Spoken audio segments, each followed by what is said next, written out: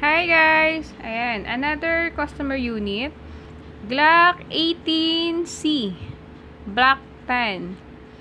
Thank you nga po pala sa lahat ng mga supporter natin, sa lahat ng mga tumatangkilik ng airsoft natin, sa mga nagpa-follow, sa mga nag-like. Thank you nga pala sa inyo.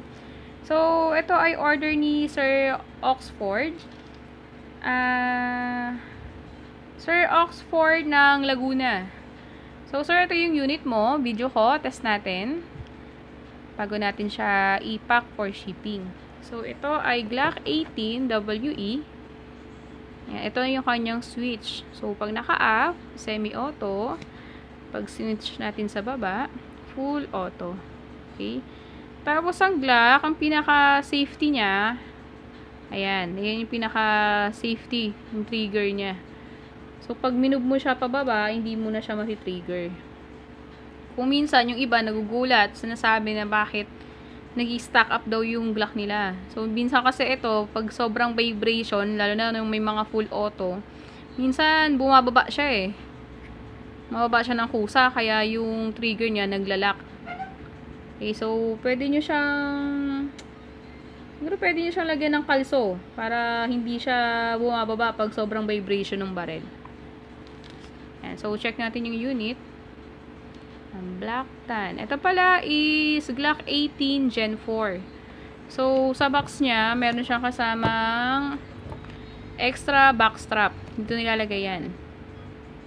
Ayan. So, yung Gen 4 kasi, mas payat, mas maliit yung grip nito. So, kung mataba yung kamay mo or malaki yung kamay mo, pwede kang mag-add ng ganito. Natawag nating backstrap. So, yan. Lalagay mo lang siya dyan. Ganyan lang. Tapos, meron siyang ayan. Susundot lang para mag-lock sa dyan. Okay. So, dalawa yan eh. Dalawang size yung meron. So, kung comfortable ka na dito, okay na to. Kung malilitan ka, mag-add ka ng backstrap. Ganun lang siya. Yan. Ayan. Made in Taiwan. WE Tactical. Okay. Na yung mga markings niya. Tapos, ayan. Yung kanyang barrel, meron siyang thread. So, pwede siyang kabitan ng suppressor or yung silencer. Okay. So, yun. Okay naman yung unit. Test natin yung fire. Lagyan natin ng bala at gas yung magazine.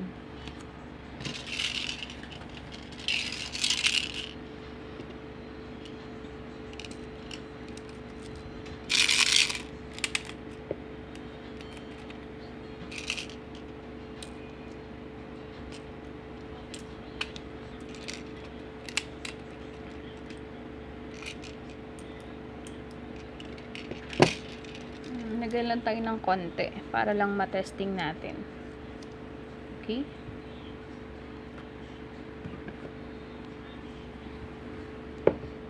Ngayon, lagay tayo ng konting gas.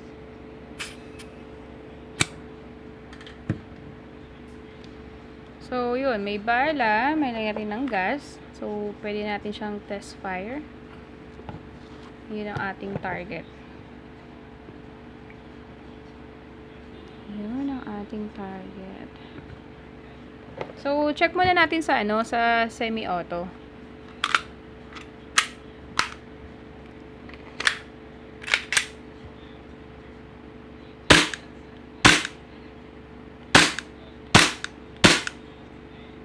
Okay.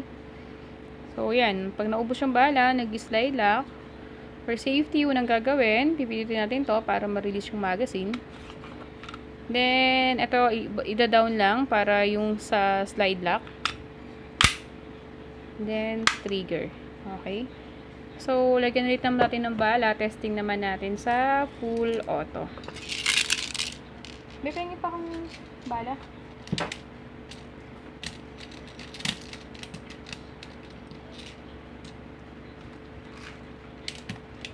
Siguro to. Okay na to. Okay.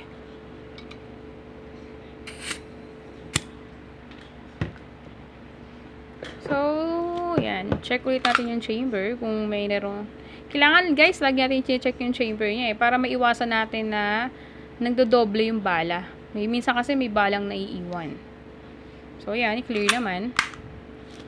Then, switch na natin siya sa full auto. Okay. And burst lang natin, guys.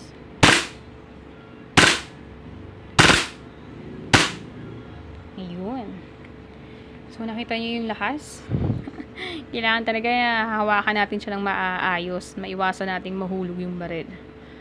Dahil ang lakas talaga ng vibration niya. Ang lakas ng recoil niya. Okay? So, ganun ulit.